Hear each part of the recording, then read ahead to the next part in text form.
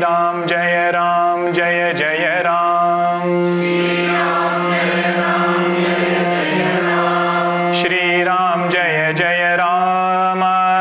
श्री राम जय जय राम। श्री राम जय जय राम। श्री राम जय जय राम।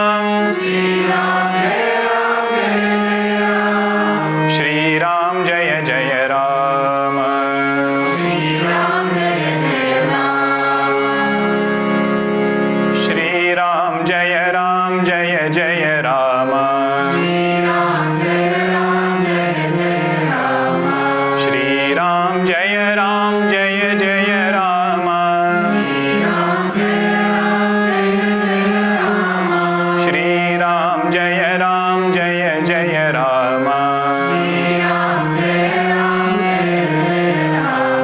श्री राम जय जय राम। श्री राम जय जय राम।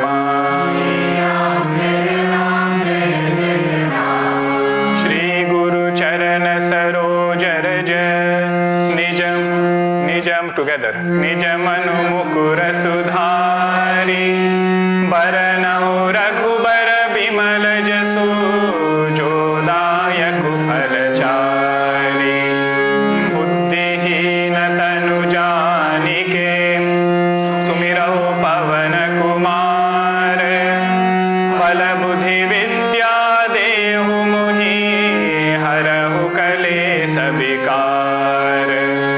जय हनुमान ज्ञान गुण सागर जय कपीस तिहु लोक उजागर।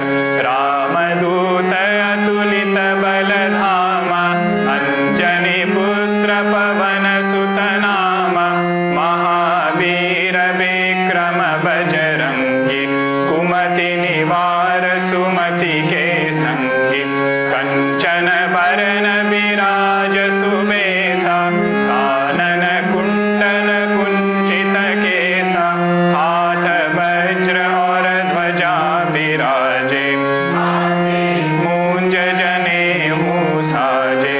शंकर सुवन केसरी नंदन तेज प्रताप महाजगबंदन। विद्यावान गुणी अति चातुर राम काज करिबे को आतुर। प्रभु चरित्र सुनिबे को रसिया राम लखन सीता मन बसिया। सूक्ष्म रूप धरि सियहि दिखावा विकट रूप धरि लंक जरावा। भीम रूप धरि असुर संहारे रामचंद्र के काज संहारे। लाय सजीवन लखन जियाए श्री रघुवीर हरषि उर लाए। कीन्ही बहुत बढ़ाई तुम मम प्रिय भरतहि सम भाई। सहस बदन तुम रोजस गावे हस कहि श्रीपति कंठ लगावे। सनकादिक ब्रह्मादि मुनीसा नारद सारद सहित अहिसा। जम कुबेर दिगपाल जहाते कवि कोविद कहि सखे कहाते। तुम उपकार सुग्रीवहि कीना राम मिलाय राजपद दीना। तुम्हरो मंत्र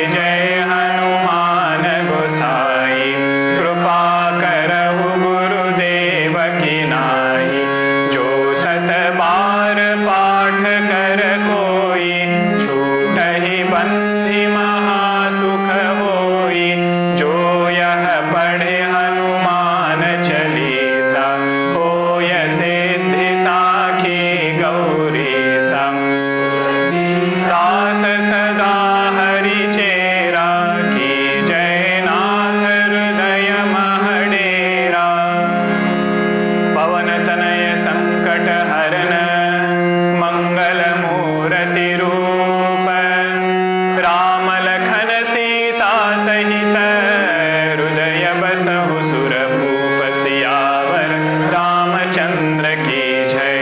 पवन सुत हनुमान की जय। उमापति महादेव की जय। बोलो भाई सब संतन की जय। श्री सद्गुरुनाथ महाराज की जय।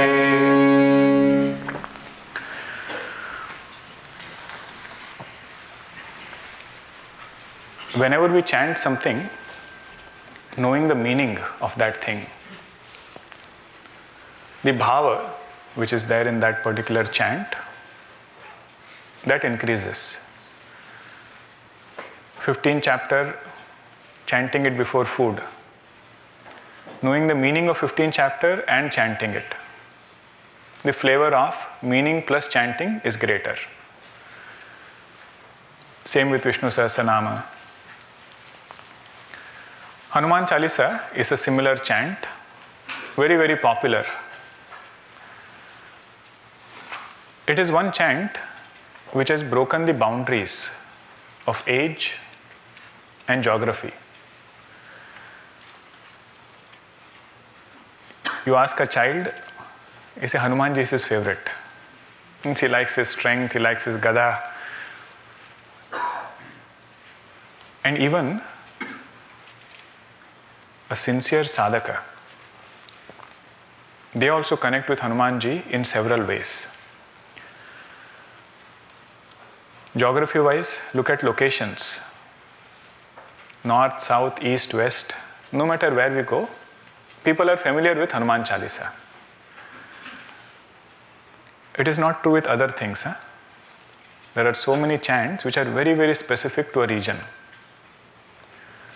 So that is the beauty of Hanuman Chalisa. Very widespread, very simple. We benefit more from any text when we study and chant it with reverence. There was one disciple who went to a Zen monk and he said, "Teacher, teach me some kind of siddhis. Teach me some siddhi, some miracles I want to learn, all the supernatural powers. I see that other people, they're walking on water, doing so many other things. I want to learn something." Now the Zen monk, in his humor, he said, "You just take my name, everything will be fine." That monk, he said, "You take my name, everything will be fine." And within few months, one devotee comes running to that monk. He says, "You're that new student who had come? He's walking on water." This monk is surprised. I never taught him anything. All I said was, "You just take my name, everything will be, whatever you want, you will get." And he sees he's actually walking on water.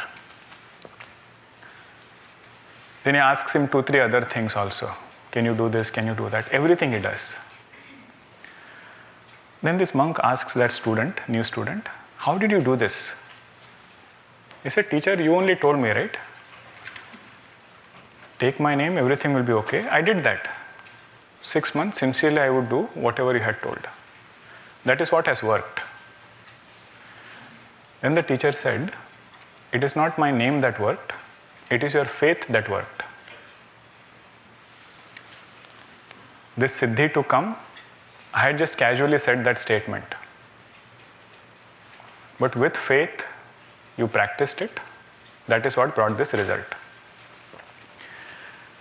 Goswamiji says, "Jo shatabara pata kar koi, chhut hi bandi mahasukha hoi." Whoever recites Hanuman Chalisa 100 times with faith, whatever difficulty is there, that will go away. Nasai roga hare sabapira, japata nirantara hanumata bira. Even if physical pain is there, some affliction is there, surrender to Hanumanji, chant Hanuman Chalisa, it has the power to remove all of that. Our job is to become like that disciple. Goswamiji has said what he had to say. But if it has to work, what is needed with that is practicing this with faith. Shraddha, what we saw in the morning class. Teaching is the same, but my intellect should have the ability to grasp this particular thing and hold it to be true for myself. Right? That I can take support of Hanuman Chalisa whenever I need in my life. Hanuman Chalisa, needless to say, is about glories of Hanumanji. 40 verses are there, 40 chaupais on Hanumanji. And Hanumanji is one patra in Ramayana. Patra means what? See, English words, that's why I'm hesitant to use. Translation of patra is character. You can't call Hanumanji a character, you know.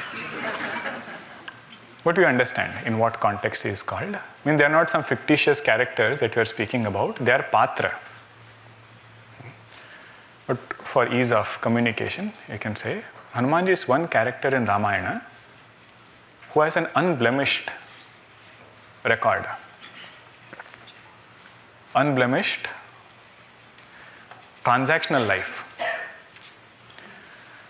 See, the thing of remaining unblemished. Either you don't step in vyavahara. It's like that new flashy car that we have brought, always in the garage. Never drive it, it will never get dirty. That is one option. Means you don't step into vyavahara at all, nobody knows you. Where is the point of blemish? But the moment we step in vyavahara, he says you cannot avoid it. You cannot avoid some or the other kind of blemish. What was the example we had seen? Entering a coal factory with white kurta and expecting that we will come out without anything on our dress. That is this vyavahara, no matter who that person is. Moment he steps in vyavahara, something or the other will come and stick to him. But Hanumanji is somebody who did lot of vyavahara. Rama kaja kari beko atura. But he is one person whom nobody questioned. People didn't even spare Bhagwan Rama and Sita ji. Questions were raised. But Hanumanji is a Ajatashatru. Ajatashatru means one who doesn't have any enemies. That was our Hanumanji. How did he accomplish that? That is the glory of Hanumanji, elaborated in Hanuman Chalisa. Our purpose of reading this text, the main purpose, of course, is to seek to Hanumanji, pray to Hanumanji, that we should get Sharanagati, some deeper surrender unto him. Secondary benefit is, whenever we chant Hanuman Chalisa, at least a simple meaning should come in mind. If not, the whole pointers, right, whatever we discussed, even if that doesn't come in mind, the key points, that should come in mind. That is our main purpose. Even for Ramcharitmanas, that is how we look at it. The purpose of seeing word by word is, when you chant it, that whole meaning becomes very clear. Means it gets reminded. And if you are doing other sadhana, other shravanam, then a lot of new meanings one can explore in that same chaupai, same Ramcharitmanas. So that will be our goal in and through this. See, whenever you read an article or you see something which is very melodious, very nice, we are tempted to ask, who is the composer? Music also, we do it that way, right? You hear a nice music. Next question is, who is the singer, who is the composer? So you can find other songs. Like that, something like Hanuman Chalisa, whenever we start studying, it is said, we should pay a little bit attention on who is the composer of Hanuman Chalisa. composer of Hanuman Chalisa is Goswami Tulsidas ji. Goswami means one who is the master of senses. Go is senses, master is Swami. That is our Tulsidas ji. He had composed Hanuman Chalisa when he was going through a lot of physical pain. Some people say it was Hanuman Bahuk that he composed while he was in pain, but some say it is Hanuman Chalisa that he composed while he was in pain. Means it is a prayer to the Lord that Bhagwan, your devotee is here going through difficulty. Why aren't you coming and saving right now? That is his prayer, that is his cry. So Goswamiji's life, if you just see, it is unlike other saints. Other saints, they will start perfect, life is perfect, end also perfect. Have you ever seen Mirabai faltering in her devotion to Bhagwan Krishna? Namdevji Maharaj, Jnaneshwar Maharaj. Take any saint's life. Their journey was perfect. Goswamiji's life is like any other person. Ups and downs, they are in such a way that we can relate to it more. Means look at, in general, how our sadhana goes. Sometimes you get very inspired, start something, goes on for some time, again it drops. Suddenly that again, inspiration comes. I mean, there are phases which keep coming and going in a sadhaka's life. Same thing we notice in Goswamiji's life. Imagine if Goswamiji was with us today in physical form. What do they call it? Fireside chat. Right? You just have a candid conversation. You script all the questions and have a candid conversation. Imagine if Goswamiji was here and we said, Goswamiji, can you share some tips from your life? What will you share? Something that we can take away. Share with us some lessons learned. If you want to read biographies, life of saints are the best biographies to read. In particular for children, if you want to recommend a book, he said these are the books we can recommend. So Goswamiji's life, if you just ask, what was his journey like? What is the message he can give us? He says the first message is, no matter what experience comes in our way, no matter which experience we have to go through, no experience should make us bitter. He said, this is my first lesson learned. No matter which experience comes our way, no experience should be so powerful that it makes us bitter. Hey, Goswamiji, I didn't understand. Can you elaborate a little more? He says, look at my childhood. The first word that Goswamiji said in childhood, as a child, was Ram. That is why they named him Ram Bola. Very easy naming. He said Ram, Ram Bola. It's like our Upanishad Rishis naming Upanishads. Kene Shitam, Kenopanishad. Ishavasya Midagam Sarvam, Ishavasya Upanishad. He said Ram, Ram Bola. But when he was born, he had all the 32 teeth intact. That is how he was born. An Orthodox society, they saw that this is how this child was, and they thought this was a sign of inauspiciousness. So he was left unattended at that young age. And also at a very young age, he was separated from parents, had to be by himself. And later he writes that Mother Annapurna Devi, she took the form of a Brahmin lady. She would come and feed him. This is how his childhood was. But he says, all of this we should not be surprised. On that person on whom Bhagwan's grace comes, there is nothing impossible for that person. He has written one Doha, Chaupai, where he says, Tulasi, Tulasi sab kahe, Tulasi ban ki ghas. Now people are calling me Tulsi and Tulsi, and they are praising me so much. He says, I was a ordinary grass. Means Tulsi is playing on word. Tulsi is an ordinary grass in the forest. Ho gayi krupa Rama ki. The day when Bhagwan's grace came on me, ban gaye Tulsidas. That Tulsi became Tulsidas. And he says this grace is available to everybody.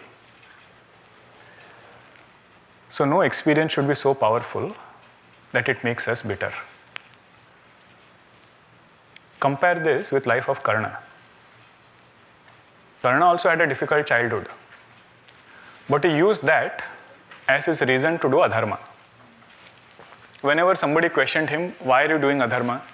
He says, you don't know what I have gone through.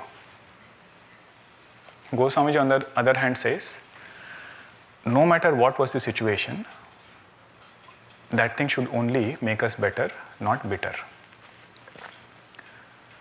And the way to do that, he says, is by unfolding as a devotee. That is his first message. Now Goswamiji grows up, becomes a teenager, goes to his teacher. His teacher's name was Narahari Ananda. Narahari Ananda was his teacher's name. And he studied Vedanta with him for almost 15 years.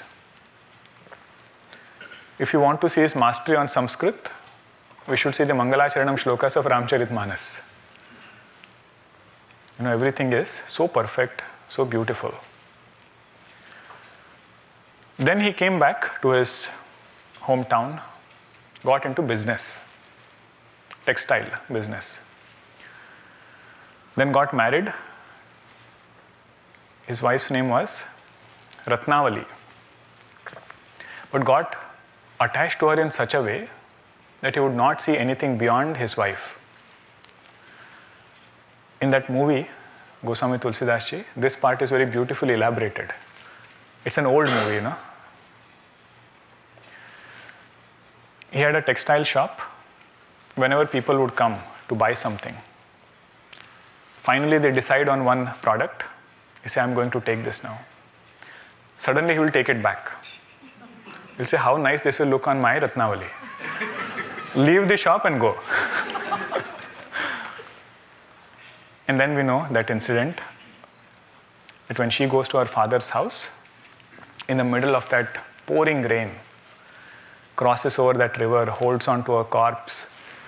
Snake was hanging there, holds onto it, thinking it to be a rope, goes into her room, thinking that she'll be very happy that he has come with so much of difficulty. Ratnavali acts as a mouthpiece of the Lord. If Tulsi has to become Tulsidas, just like you had Manthara in Ramayana, who played a very small role. Devatas only chose her to play that role. Like this, Samashti chooses Ratnavali. She just says, the attachment you have to this physical body which is made of bone, flesh, matter, even half of this you had for Bhagwan Rama, you would have attained Rama. You would have attained Rama. What are you doing here? That one sentence hits him so much. He said, that is true. What am I doing here? And that was his turning point. He goes to Kashi. And there he does his more sadhana, more tapasya. And there he gets his inspiration to compose Ramcharitmanas. Remember, we are having a fireside chat with Goswamiji. First message was, no matter what is the experience, no experience should make us bitter. And second is, even when things are good, we should not lose sight of our goal.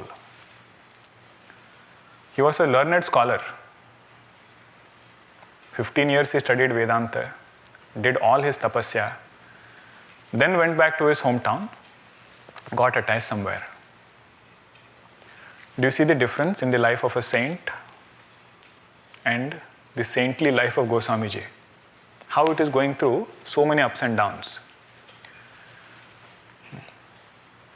Then he goes to Kashi and he stays there. It is at first he started composing in Sanskrit, Ramayana. And one day, Lord Shiva comes in his dream. He says, your avatara is not to compose not to compose Ramayana in Sanskrit. That many other people have done. Your purpose is to compose this Ramayana in regional language. The beauty of regional language is it became available to the masses. See, the moment you say Vedas, there are lots of do's and don'ts. So much so that people will get afraid. People will get afraid of all the do's and don'ts. Don't chant it at this time, chant it at this time. Take your right step first, left step later. Lot of vidhi nisheda. And it can also be possible that some people are unable to study Vedas because of those vidhi nisheda, for whatever reasons. Society did not allow them to study. They themselves were not exposed to this knowledge. Even if they were taught, it was too complicated. Right? Veda mantras, even the Sanskrit is so hard, it is not our Paninian Sanskrit. To those masses, Goswamiji took the same teaching and made it available to them. The beauty of Avadhi Bhasha is there are no conjunct consonants. There are not many conjunct consonants. Samyukta aksharani are not there. That's why it's so easy to chant. If you want to say Yajnavalkya, how will you say? Ya, A, Ja, Gya, Ya, Va. Like that you will split one consonants, right? So many conjunct consonants are there. In Avadhi Bhasha, Yajnavalkya is Jagabalika. Jagabalika ke vachana suhaye. Like that he will say. So it became so easy for people to chant that they connected with this text very quickly. And not only chant it, but also memorize it. Can you imagine, before they didn't have photocopying machine. If there is Ramcharitmanas which is this thick, how are they going to copy it to reach every house? He says chanting, memorizing. Keep chanting in a melodious way. It's a lot of things fall in place. So that was the message of Lord Shiva. He said, you compose in Avadhi Bhasha.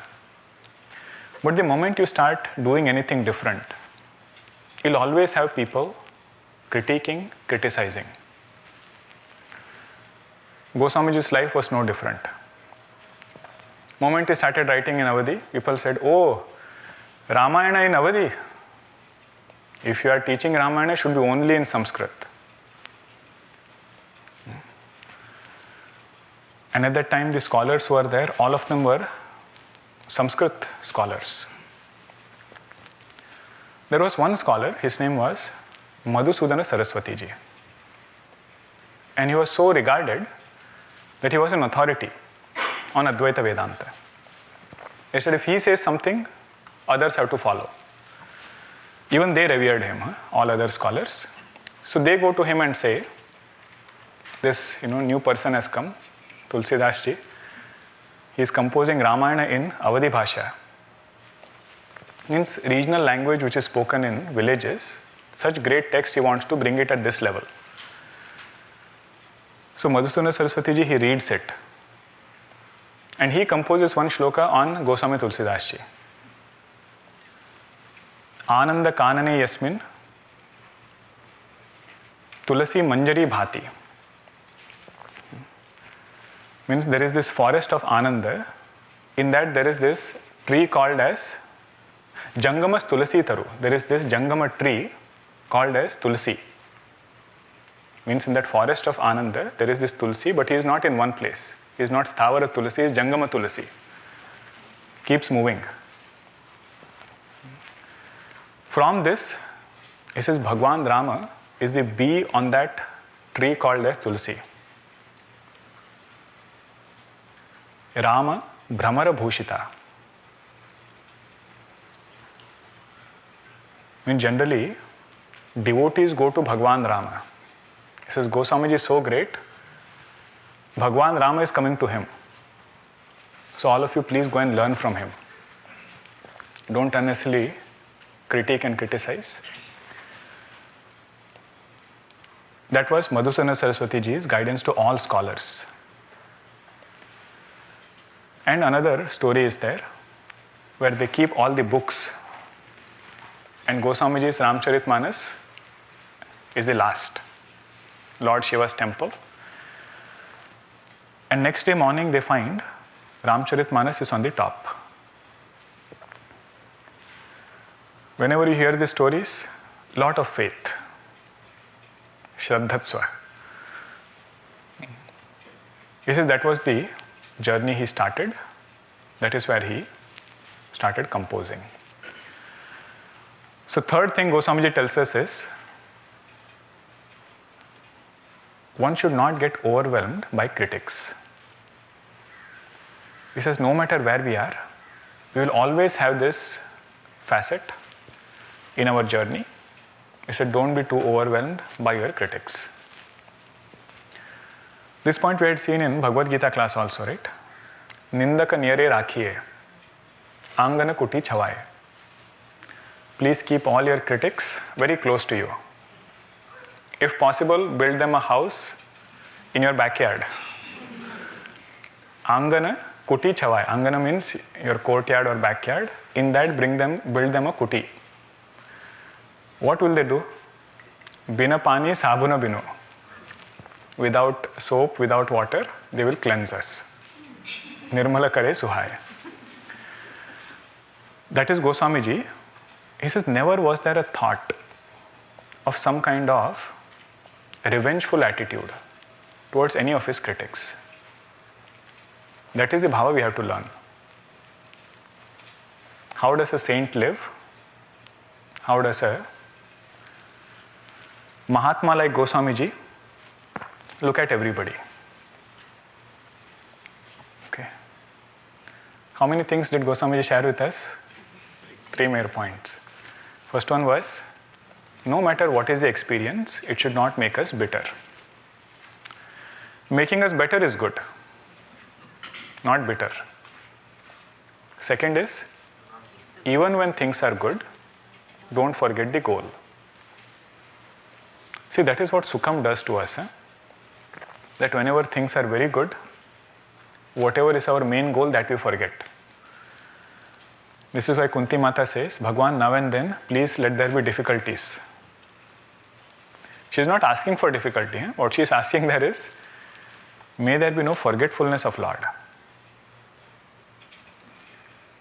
If I can remember Bhagwan without difficulty, I say difficulties I don't need. Remembrance part has come. But if I remember the Lord only during difficulty, she says it's better to have difficulty. So at least I remember him. And third one is making sure that, what is the third one? Don't get overwhelmed by critics. No matter where we are, not getting overwhelmed by them. Good, more background, we'll keep coming back. Otherwise, people get impatient. Say introduction, so long you have taken. When are you going to start Hanuman Chalisa? When you start, they say, when are you finishing? 3/4 into the text, which is the next text? Let us chant the first Doha. This will be lead and repeat. First, when we chant, we'll do it together. Okay, now we'll do lead and repeat. Shri Guru Charana Saroj Raj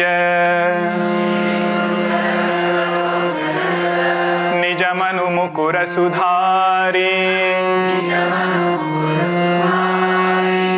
baranau raghubara bimal jasu jodayaku phalachari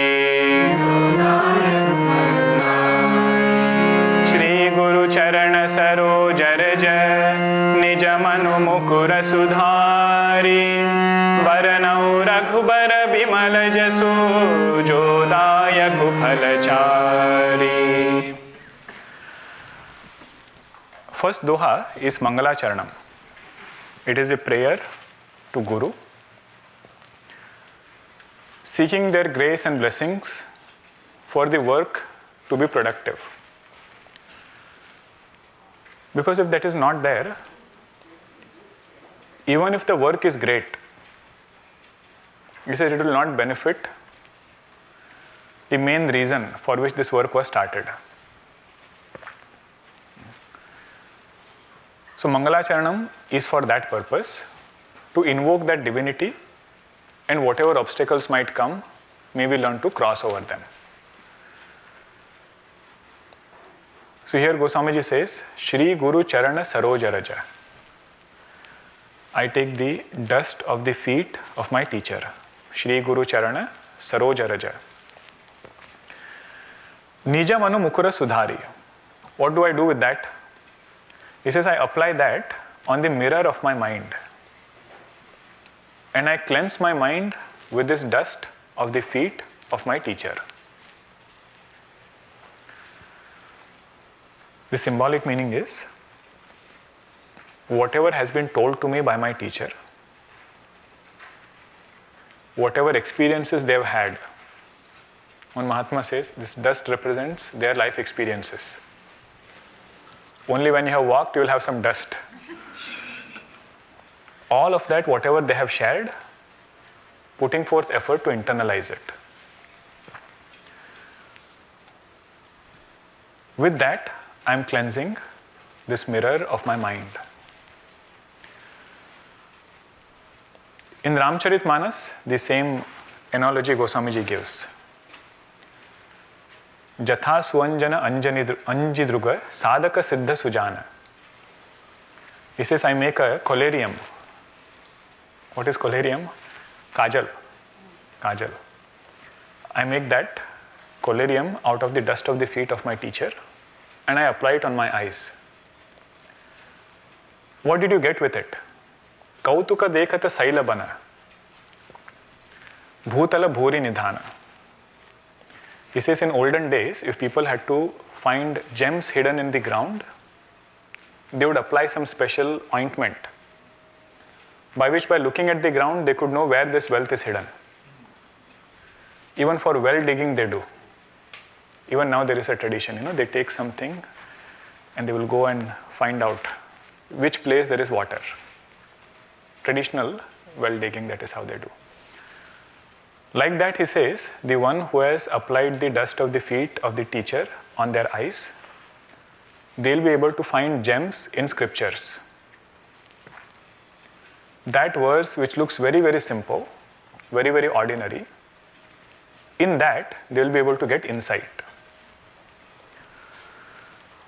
There is a difference, right? Studying something just literal meaning and getting an insight into that thing. So Goswamiji says in Ramcharitmanas, insight into any topic comes through Guru's grace. Even if you take music, these ragas are very straightforward. Same notes will be there. And anybody can sing that raga. True or not? Once you know, Rag Yaman has these notes. Now anybody can sing Yaman raga, but everybody is not called a musician. Who will be a musician? One who has an insight into that raga, knows how to handle the notes, how to explore the notes, not constrained only by those 7 or 8 notes. Like that, Goswamiji says, insight into any text that will come through Guru's grace. Even there, it came through Guru's grace only, music also. Sometimes people wonder also, right? Why do we need a Guru? And it's very strange. In everything else, we accept that without Guru, nothing is possible. Imagine you called somebody for a concert and you are inquiring, how is that artist? You ask him, where did you learn music from? He says, YouTube. I listened to videos. I just, picked it up on the way. He said, you might have, but we'll think twice before calling that person. Means imagine, unsaid importance is given to parampara. That is why people have gharanas, traditions are there. Means I belong to this lineage. Or they call it as sampradaya. You know what is sampradaya, right?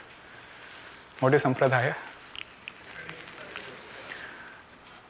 Sampradaya is made up of two words, sam and pradhanam.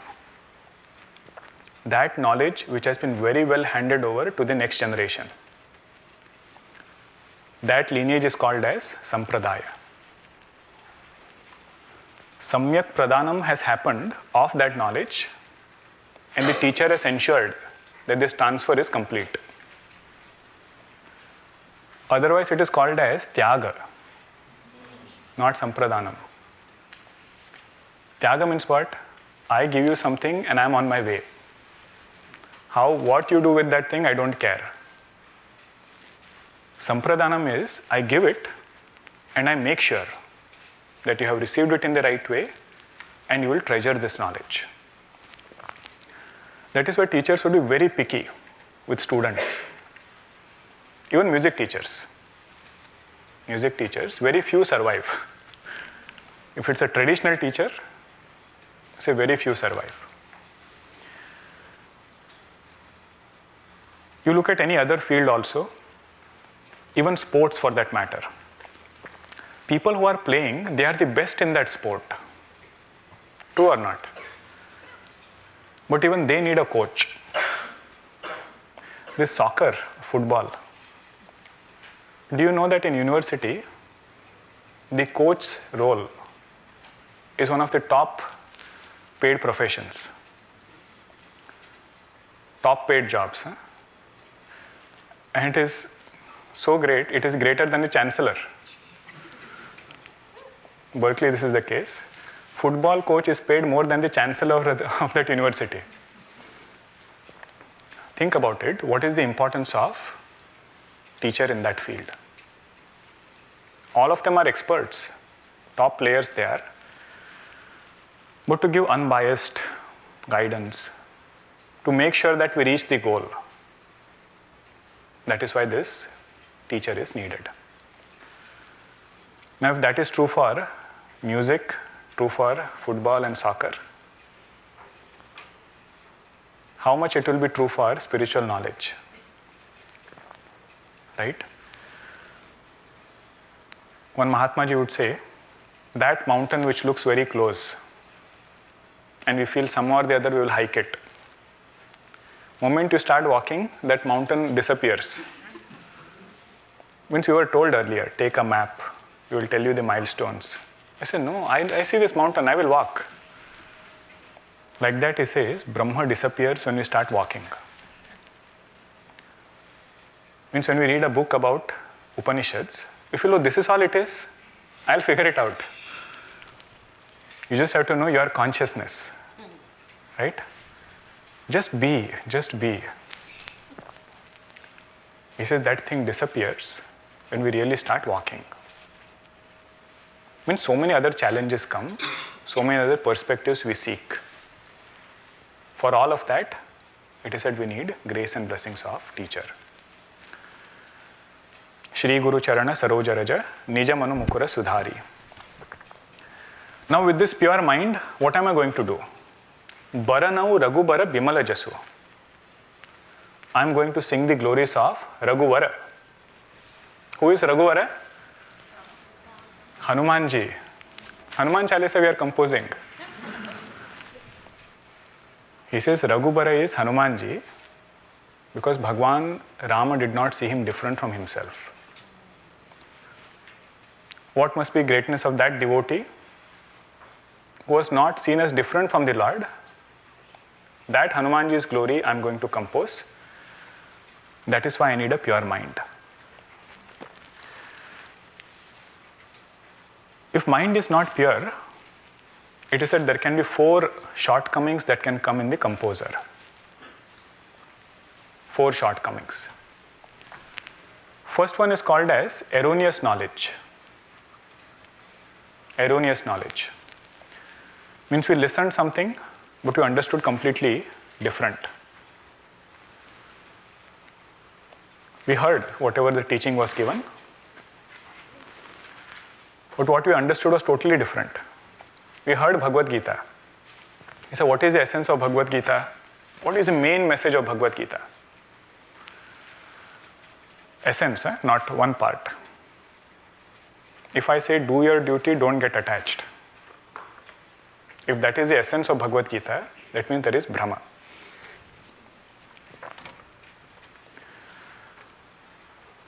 This is what we are seeing in 4th chapter, right? Bhagavan is clarifying 2 parts. One is the means, another is the goal. Right? Goal is Atmanishtha, the means is Karma Yoga. Nowhere in Bhagavad Gita Bhagavan says Karma Yoga is the end goal. I'm just giving an example. If you have doubts about it, we can discuss separately.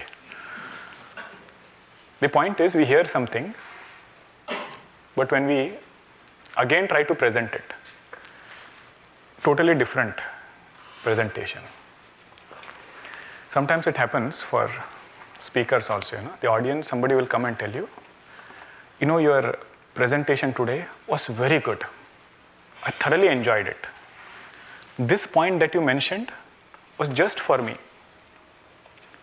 And ironically, you have never mentioned that point. You either take both or you leave both. On one hand, he has praised your presentation also. And he said, this point you mentioned was very, very good. That is called as Brahma. Brahma means you heard something but understood something else. Now these are all indicators of impurity in mind. Second one is called as Pramada. Pramada means if mind is impure and something is asked to remember, right? Because ideas are connected, you have to have a sequential flow of thought. In whatever was asked from me, there I was negligent. Okay, that is called as the second shortcoming of an impure mind. Everybody with me, right? Brahma means erroneous knowledge. Pramada means inadvertence. Whatever is asked to be done, that I was not able to do. Third one is called as unsharpened instruments. Means my sense organs and mind, they are not sharp enough to grasp. It's like cutting with a blunt knife. Right? How frustrating it can get. Like that, sometimes our mind goes in tamas, goes in rajas. That is this third shortcoming of an impure mind, called as karana apatava. Karana apatava. Okay. First one was Brahma. Second was Pramada, inadvertence. Third is Karana apatava. Last one is called as bias or prejudice.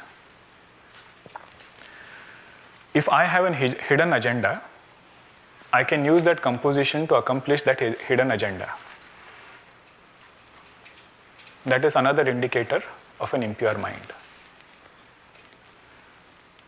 called as vipralipsa. Vipralipsa means if somebody has let's say, a strong political opinion, you can use Bhagavad Gita to justify your political opinion. Right? You can find the right quotations, you can find the right shlokas, only relevant for that part, and say this is what Bhagavad Gita is telling. That is called as vipralipsa. So our prayer to Bhagavan is, Goswamiji says, when we do Mangalacharanam, Bhagwan, may we be free from all these 4 defects. If I have to do Varnanam of Hanumanji, Baranau Raghubara Bimala Jasu, if this has to happen, then Brahma should not be there, Pramada should not be there, Karana Apatava should not be there, Vipralipsa should not be there. Now don't only apply it to Hanuman Chalisa and spiritual text. If we have to do justice to any work that we have taken up, these shortcomings we cannot afford to have. Right? If I am writing some report, if I have Brahma, means I saw something, I heard something, understood totally different. Right? They do those forecasts and projections, right? Q3. Whatever was told to me, I heard. What I understood was totally different. And when I present, everybody is staring at me, why is he saying this? Means Brahma should not be there. If I was supposed to do due diligence in my work, 1 decimal point here and there, Pramada should not be there. If you mix up the units SI to IP, rover can crash somewhere. Means Pramada we have to see, don't keep it very technical, that only in some text we are seeing it. Everyday life we see this. And what is the importance of Mangalacharanam in all those things? Karana Apatava means mind is unable to analyze. Right? Whatever is demanded, mind is unable to focus there. Or sometimes when you are sitting and listening, we are sitting there, but nothing is going inside. Right? Sometimes they keep these presentations right after lunch. All your sadhana chatushtaya gets tested there. And people are also very skilled now, They can sleep with eyes open. They'll watch at you like this. We are all bhukta bhoga paritrupta. We conduct sessions at different times of the hour. That is called as Karana Patava. See, part of responsibility is on the speaker, presenter. Part of responsibility is on our side also. If that subject is important to us, then you see how Karanas are very, very sharp. Right? If it is of something of interest and relevance, suddenly we become very alert. And last one is Vipralipsa. Whatever work has been given to us, in that not mixing our prejudice. Keeping that aside, being honest to that particular subject.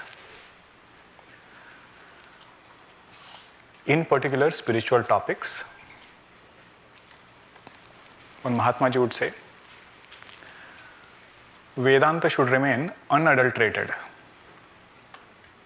Unadulterated means don't mix any worldly thing with Vedanta. That is separate. You can discuss that separately. Through Vedanta, don't try to campaign for something, try to influence some particular social opinion, political opinion. It says Vedanta is for Vedanta's sake. If that thing comes in, that is called as Vipralipsa. Okay? That is this Mangalacharanam. They say, Shri Guru Charana Saroja Raja, Nijamanu Mukura Sudhari, Baranau Raghubara Bimala Jasu, Jodayaku Phalachari. Oh, last part is still remaining. Jodayaku Phalachari means this devotion to the Guru is so powerful, it can bring everything in our life. Bhukti Mukti Pradata Cha Tasmai Shri Gurave Namaha. Important word there is Bhukti. Guru can give us Mukti that we already know. That is why we have gone to Guru. We say their grace is so powerful, it can give us Bhukti also. Means whatever other things we are seeking in life, happiness in life overall, both of it will come.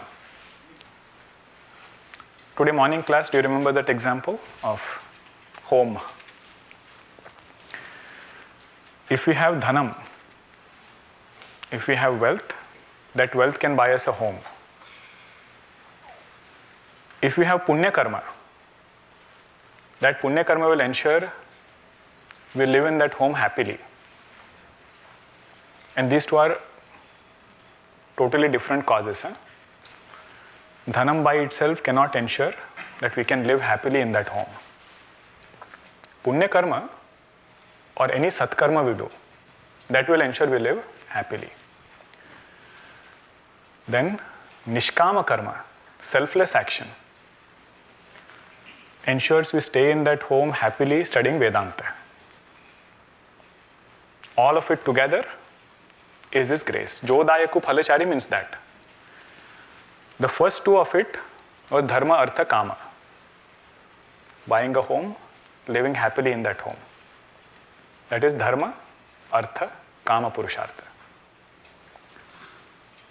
And this desire to study Vedanta there, that is the later part, moksha purushartha. And we need all of it. If we just stay with the first part, everything is there, we are happy. You say that happiness is like a roller coaster. Why is that? Morning class only we saw. Whatever is karma-janya will always have a time limit. That is the limitation. But jnana phalam, it is eternal. So the sadhaka is seeking some eternal result. That is where he enters moksha purushartha. Okay, dharma, artha, kama will also come with Hanumanji's grace, because that second line is going with Hanumanji. Baranau Raghubara Bimala Jasu. I am singing the glories of Hanumanji, whose blessings are so powerful, it can bring bhukti, it can bring mukti. It will bring dharma, artha, kama, it will also bring moksha. Bring moksha means desire for moksha. It can create the hunger in us. We have to go and eat. That is the power of this verse. More we will see in the next session. Om Purnamada Purnamidam Purnat Purnamudachyate Purnasya Purnamadaya Purnameva Vashishyate. Om Shanti Shanti Shanti. Harihi Om Shri Gurubhyo Namaha. Harihi Om.